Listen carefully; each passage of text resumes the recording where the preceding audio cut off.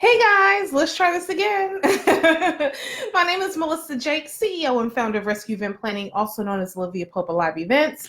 And we come here live every Wednesday to talk about different event planning tips, school skills, trades, ideas, whatever. This is your event central, right? And so if you're new to the page and you don't know what we do here, well, I'm about to tell you. So what we do is we invite and share, we invite and share, and we invite and share, and then we go into content. Right, so we at least do it 3 times because I just like to do things in threes. So I'm gonna do the same. So I'm gonna go and find myself, and we're gonna invite and share, invite and share.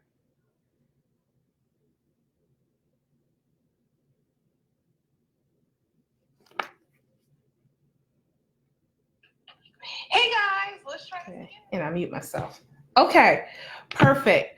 So thank you guys so much for joining in tonight. So tonight we're going to talk about how to plan your event without going overboard. What does that mean, overboard?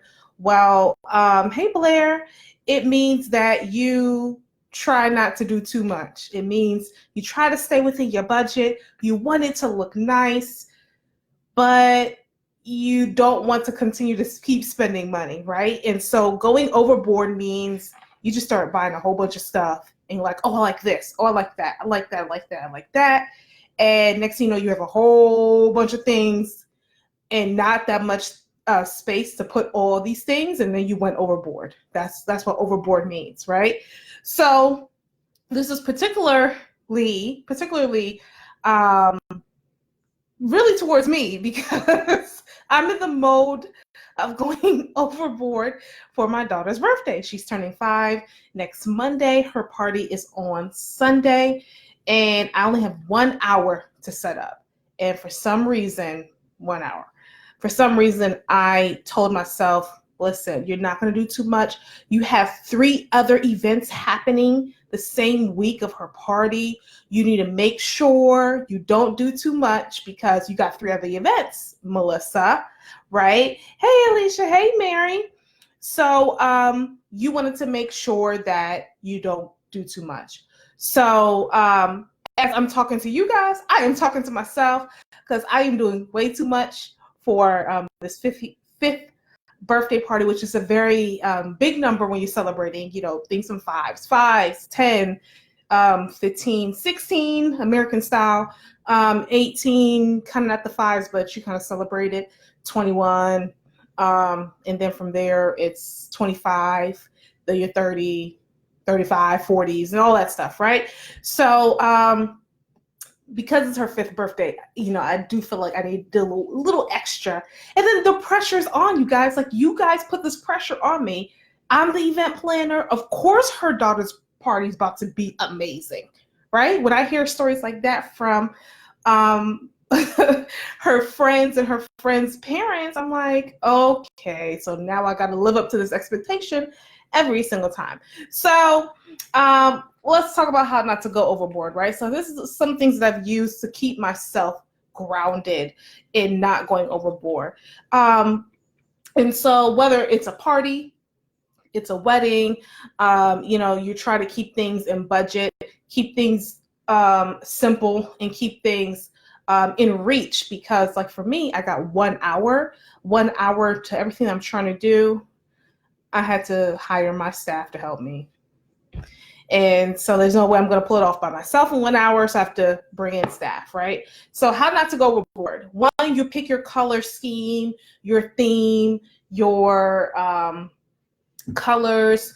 If it's a particular scheme or theme, make sure you pick it, because then that way you can narrow down your search, right? So narrowing down your search or scheme or theme, all that stuff helps you keep yourself from going overboard. So for my daughter's birthday, it is donut grow up with a donut. So if you get it, haha, donut grow up, right? So that is our themes, and I'm keeping to the colors of that because that scheme or that theme has more of like sprinkles. So you have your reds, your pinks, your oranges, your blues. You think of sprinkles that have all different types of colors, more pastelish. And so those are the color schemes.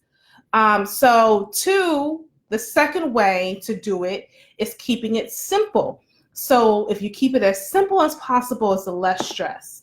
Clearly, I'm not listening to my own advice because I did not keep it as simple. Well, honestly, you know what? It is simple for me. For you guys, it may not seem simple, but for me, it is simple. I am trying to keep it simple. I'm having a kids table. I have adults table. We have access to a playground. They can go and play. I have an artist that's coming in that's going to teach them how to paint. And then we have a cake. We have a cake area. We got pizza. I did want to do like a whole buffet. I kept it down and said, you know what? Lido's pizza is going to be fine. Kids are very easy to please. Parents, they'll eat the pizza if they like to or not. I don't care. Eat this pizza. So keep it simple, right?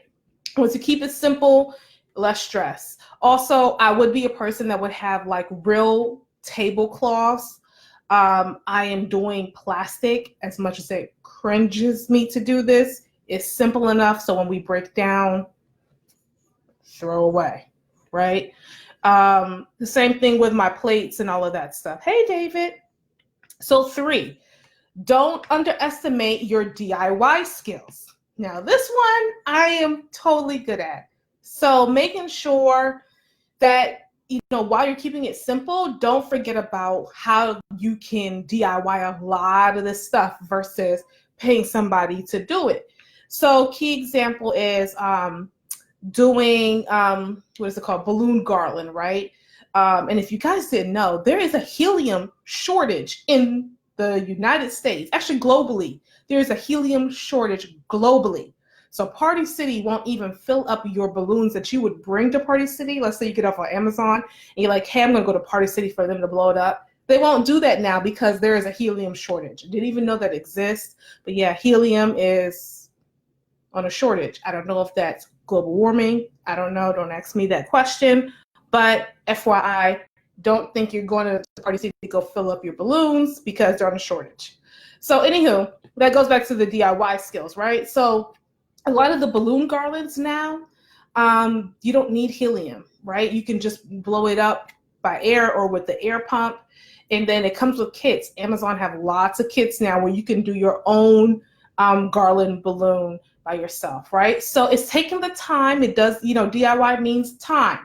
You know, they left the T out of that, but it does mean time because you do have to take a lot of time to do it. I am doing a lot of DIY stuff myself. For the little donuts, each kid's chair is going to have a donut. And so I got inflatable little mini donuts that you would use like in a pool.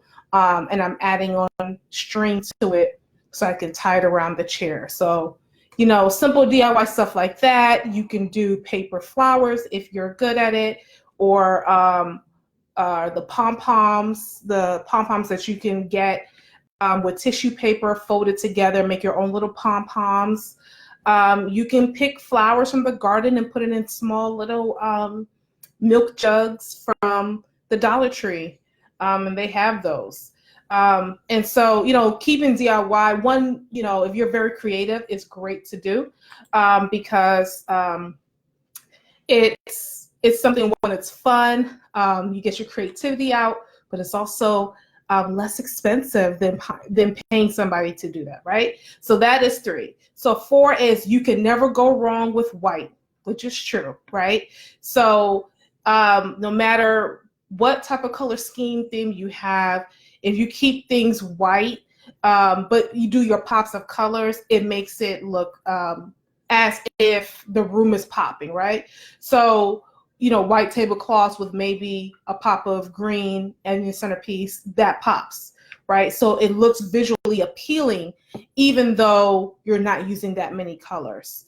And so Dollar Store has your plastic tablecloths. You can get those and then just making your own centerpiece for different things, right?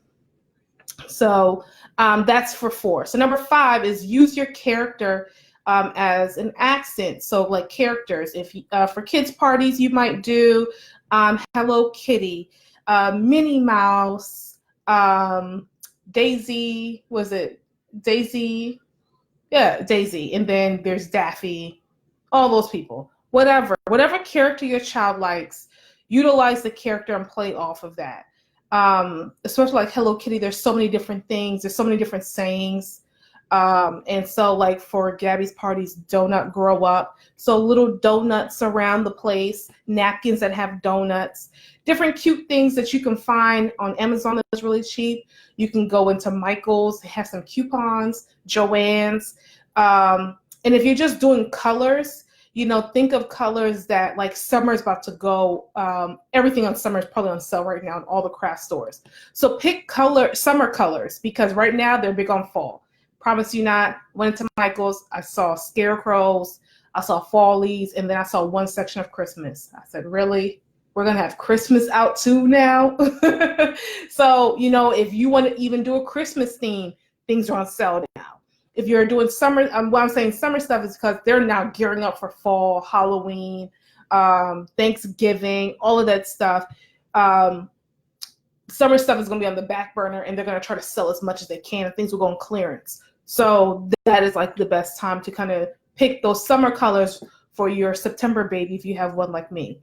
And then the last thing is think outside the box. One of my favorite things to do is really look into the character behind the theme that my child wants, and then find activities, foods, decor that goes along with it. Like last year, my daughter, she still does love Minnie Mouse, but we took a watermelon and cut off like ears and did toothpicks so that there was half of a watermelon. We scooped it out, we put fruit in, and we put the ears up. And so that's one, I mean, just takes you a little time to do, but it brings out the characters all throughout the room. Like those are the small details that makes a party like, oh wow, they really thought about that. It's visually appealing, your pictures look great, and it didn't take you much time, and your child's gonna be like, oh my gosh, that is Minnie Mouse, right? So think of different things like that. If you're doing like a boy's birthday party, woodland theme, you can make little flatware, dark, using wood. There's a lot of wood stuff now. My Little Pony. You could do a veggie platter and make it in the shape of a rainbow. You can do that for unicorns. Unicorns are big now. Clouds. You can get the stuffing that you will put in the pillow, but put it on fisherman's wire and hang clouds around like the cake table, and make it look like clouds with the unicorns and then the rainbow. There's just so many different things that you can do that's outside the box that really makes it different. And that's one of the biggest things for me. I love things that are different and unique, and that's what really makes a party pop without going overboard. Okay, so let's recap from what's not going to make us go overboard. And I'm talking to myself because I'm clearly going overboard with this party, but I know it's still going to look fabulous. So pick your theme. I got my theme, Donut Grow Up. Keep it simple. I am keeping it simple. I'm not using real linens. I'm using plastic so things can throw away, and it's easy to put down. I don't have to iron it. I don't have to go take it to the cleaners, all of that stuff. Plastic, shake, shake, shake, put it out, ready to go. Do not underestimate your DIY skills. So doing some DIY crafts, which I started from last Sunday, because I knew I have a lot of events coming up. So I have to make sure I plan. So even though you're not an event planner, you still have life to deal with. So plan your DIY projects out, because DIY projects means time. They just left the T out of it. They didn't tell you, but it means time, and it takes time. And I really enjoy it. So I'll watch a show while I'm doing crafts, and it just makes it enjoyable. And try to make, you know, if your child is old enough to handle some things, like I use hot glue gun a lot, so Gabby can't do that. But if your child is old enough to work with you and do things like that, why not bring them into the crafts? Because it makes it, one, a bonding experience, and two, you're getting help. So keep them involved, right? Number 4 is you can never go wrong with white. So having white as your base and using pops of colors, visually it looks great. You can make things look nice, from a bowl to a white cake with sprinkles or a nice topper on top. And it makes it less expensive because you don't have to find customized things, right? So number 5 is if you're using a character, use it as an accent. So like Hello Kitty uses a lot of reds and pinks, so you can always use that as an accent. Your color is your base, but accents around the room. If you're doing Minnie Mouse, she does her she has two colors. So she has red and she has pink, whichever one you're gonna do. Sometimes people do the colors of Minnie and Daisy, and so that's pink, purple, and yellow. And so you can mix that up and then just have the characters kind of around the room. And then the last thing is thinking outside the box. So think of things that are not like your common things you can get from Party City. It's nothing that you can really just go and get. It's something where you have to create, and it's different, and it allows your guests to really embody what is going on at the party, and really enjoy those special details. And your child will too really enjoy those details of the different outside of box elements. So one example I gave earlier was for Minnie Mouse last year, we had watermelon. My daughter loves watermelon. And so we cut the watermelon in half. We scooped out the watermelon with a little, I'm not going to say the proper name, but it looks like a little scoop where you can make balls. And so we scooped out a watermelon. And then when we got to where we can't get enough, carve out the rest as much as possible.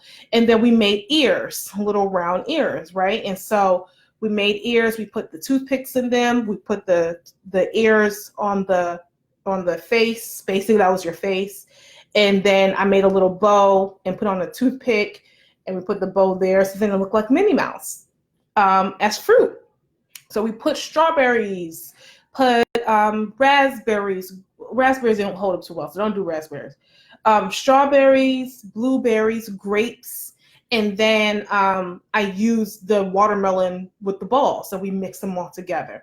And people were just picking fruit out for days, and they loved it. The kids are like, oh my gosh, that's a Minnie Mouse fruit. And so people, the kids are picking out of it and all that stuff. And so, that's out of the box. It's out of the box thinking. All it took me was time.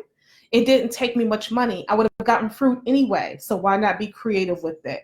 Same thing with rainbows. A lot of people do rainbows with different colors of fruit and kind of just line them up with the rainbows. And at the ends, instead of you kind of doing paper clouds, why not use marshmallows as your clouds, right? It's still edible and the kids will love it.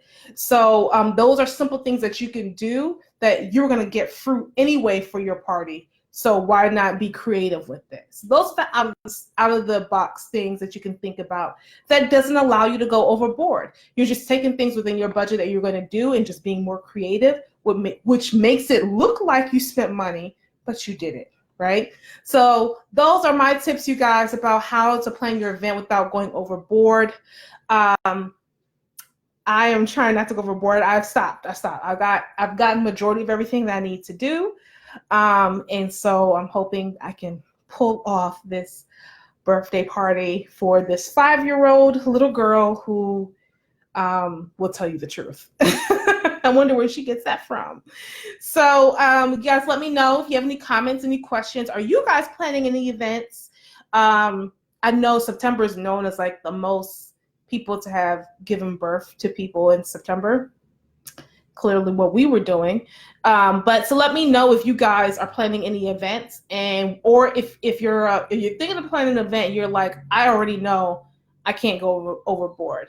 Most people who plan events that are going overboard is either your wedding, a birthday party, either your personal or your child's birthday party, or a baby shower. Baby showers are becoming a bit much now too. So, let me know. What are you planning? What are you thinking?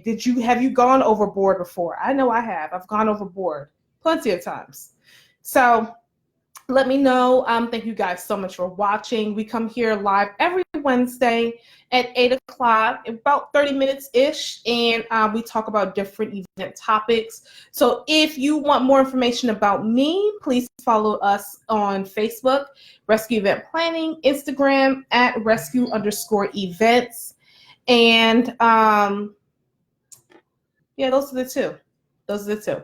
So my name is Melissa Jakes. I am CEO and founder of Rescue Event Planning, also known as Olivia Pope Live Events. Thank you guys so much for joining me tonight, and I will see you next week after my big event. Bye.